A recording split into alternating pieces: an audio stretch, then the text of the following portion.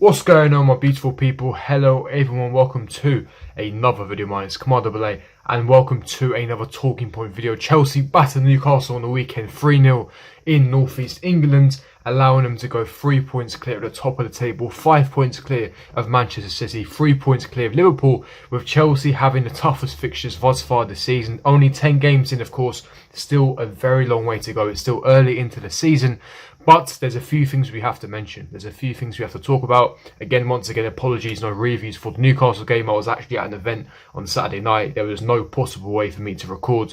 So apologies for no instant reaction. But we can dissect a little bit of the game. I'm not going to really go into the game too much because it was 2 days ago. But we can briefly talk about it. What I'm going to speak about is our current records, our goal differences, how many goals we've conceded so far. Can Tuchel guide Chelsea to the Premier League title of the season? What is our chances realistically, especially with Chelsea being on 5 competitions? And of course, R.James, the best right back in the Premier League. We need to be speaking about him as well.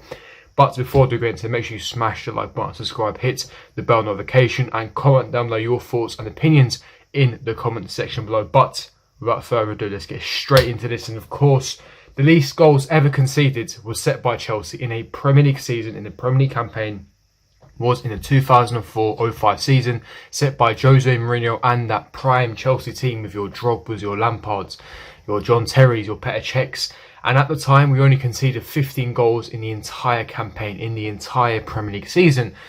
But at this stage, 10 games into the season, in 04-05, we only conceded 3 goals.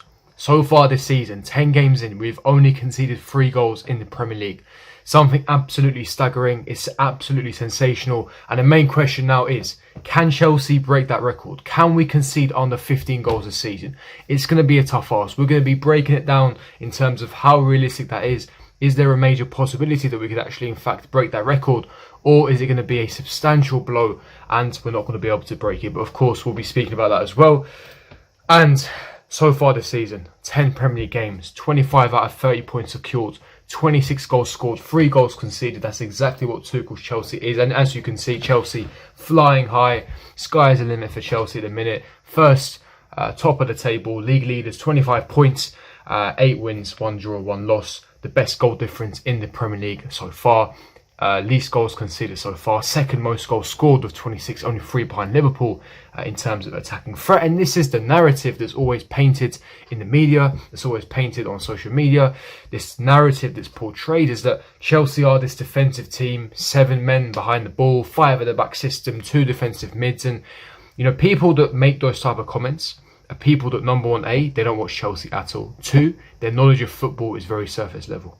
Because if you think for 1 second Chelsea is defensive because we play 3 at the back, then the problem is you don't understand football. You don't understand how Chelsea actually play. Because 3 at the back has this negative connotation. There's a stigma around 3 at the back where, oh, if you play 3 at the back, you are naturally defensive. It's not the case. There are different types of 3 at the back. Yes, under Conte, it was defensive. It was low block, mid block, very defensive, very compact. And yes, there are some similarities and there are some similar principles in Tuchel's 3 at the back where you have to be compact, defensively you have to be organised.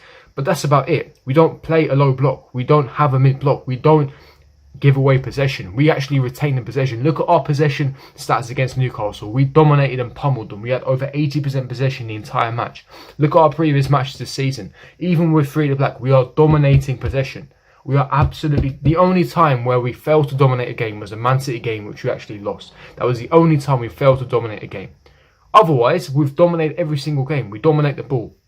High press, counter press. We never did counter pressing under Antonio Conte. We do counter press. We do counter press, aka gegen pressing. Essentially what the Germans like to call it, gegen pressing, where essentially as soon as you lose possession, you have 3, 4, 5 men swarming around your position to retain the ball as fast as possible. We move with speed, direct passing, switching with the diagonals, high press. For me, it's not defensive. It's attacking. Yes, you could argue we would need to switch to 4 at the back if you want more, creativity, because we do have some creative issues. And of course, going forward, if you want to attack more and you want to have more possibilities of scoring more goals, then yes, of course, 4 at the back is more suitable. But even in the 3 at the back, we've scored so many goals. 3-0 against Newcastle, 7-0 against Norwich. We've scored so many goals this season. So this narrative that Chelsea defensive for me is ludicrous. It's absolutely rubbish. It's ridiculous because we're not defensive. We are an attacking team, and it's evident here. We've scored the second most amount of goals in the league. We've scored more goals than United, West Ham and Man City, and only 3 behind Liverpool. So how can you sit here and tell me the Chelsea defensive? There's no logic to what you're saying at all. So for me, it's absolute nonsense. But let's speak about R.James, the best right back in the Premier League. Chelsea have not conceded a single Premier League goal while R.James has been on the pitch this season. He's been on the pitch for 372 minutes. He's also currently averaging a goal or an assist every 61 minutes. Absolutely insane. He's our top goal scorer. Again, it is due to the system. It is due to the way that we operate with our defenders, the way that we push up with the wing backs, the way that we operate in the half spaces, and the way that we control and dictate games. It's very difficult for Lukaku to get goals due to a lack of creativity. Again, because he's a focal point, a lot of opposition centre backs like to dominate him. Really hard for him to find those spaces, and as a result, there's more spaces in the wing backs for your likes of your Chilwells, your R.James, etc., and your defenders. But again, it's going to be a situation like last season where our top goal scorer is not going to be a striker. And I keep reiterating this point. It's because Chelsea don't have a natural creator that is fit, because we have 2 currently. Have you noticed, ever since Callum Hudson-Odoi started, we've scored, a ton load of goals. We've scored a substantial amount of goals. Why do you think that is? That's not a coincidence. I don't believe in coincidences. A big reason for that is because of the characteristics and attributes Callum has. I've mentioned this previously many times, many occasions on this channel. Callum and Pulisic are our 2 only natural creators in the team. Pulisic is always on the hospital bed, never injured. Hopefully, fingers crossed, he returns against Burnley, because he's going to be a massive boost for us. And Callum Hudson-Odoi isn't getting a run of games, but because of injuries, he's got run of games now, and this is exactly what he needs, because performance is improving. He's linking up and play really well. He's getting assists, he's scoring. The way that he's dribbling, he's taking on men just like Kovacic and Eden Hazard used to do.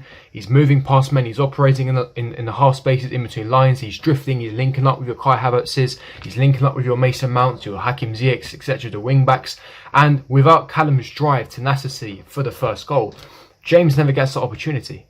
So for me, Callum makes that happen. He makes the goal happen. And Tuchel mentioned this in the post-match press conference. So for me, so many positives when it comes to Callum. But we only have 2 creators. Look at Man City. They've got Kevin De Bruyne, Riyad Mahrez, Phil Foden. These are all natural creators. Bernardo Silva. I've named you 4 off the bat there. Chelsea only have 2.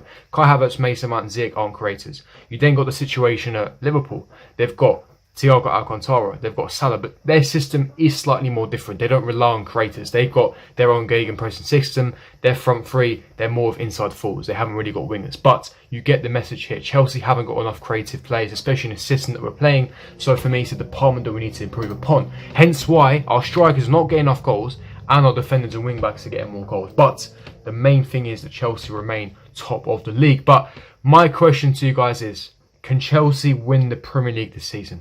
Top of the table now, and you could say why not. I do think that we have ridden our luck in a lot of games. I think we're slowly starting to pick up some momentum. I think the attacking players are starting to chill. Again, Callum, Pulisic's return coming soon. Lukaku, Werner's going to be returning soon. So of course we've got firepower off the bench. My only concern is of course the lack of creativity. But secondly, my other concern is that we are in 5 competitions. We're in more competitions than any other European club because we're in the Club World Cup, which is going to be either January, February, early next year. We're still in the League Cup quarter-final. We're in the Club World Cup, we have to win that. Quarter-final of the League Cup. FA Cup kicks in January. We've got a hectic Premier League schedule coming up this month and in December. As soon as this international break comes up, which is going to be very soon in a couple of weeks, as soon as that international break is over, there's not going to be an international break for 4 months, and that's when you're going to see Premier League games being kicked in every 3 days. Hectic schedule when you see that Christmas schedule. FA Cup kicks in January. Club World Cup kicks in January. League Cup kicks in. And let's not forget Champions League. We still haven't qualified from the Champions League group stage. We have to qualify from that. And then February onwards, you get the knockouts as well. And we want to try and retain that. So we're in 5 competitions. So again, we need the squad depth. We need our players returning from injury. We need our players gelling. For me, we may have to dip into the January transfer market just to help us bolster our team, bolster our squad, give us that required squad depth if we are to fight on all 5 fronts. But what do you guys think? Leave me your thoughts and opinions in the comment section below. If you did enjoy it, don't forget to smash the like button, subscribe, hit the bell notification, and I'll see all of you guys for my next video. Peace. Peace.